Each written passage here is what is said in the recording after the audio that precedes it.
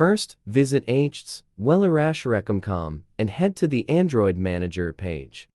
You can scroll down to check all the features and the step-by-step guide in detail.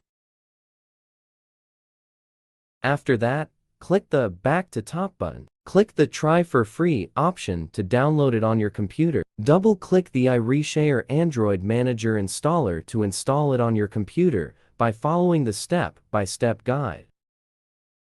Once finished, click Finish to close setup. Run the software on your computer, then you will see this main interface. Connect your Redmi phone to the computer via USB cable. The software will quickly recognize your Redmi phone. If prompted, please click OK or Allow on your Redmi phone to make sure the connection is established. After that, data on your Redmi phone will be scanned out and displayed on the interface. Click Apps User Apps, then you will see all apps on your Redmi phone.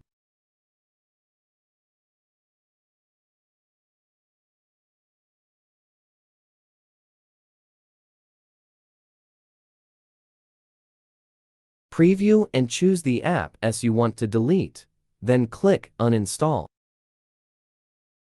The chosen app will be deleted from your Redmi phone.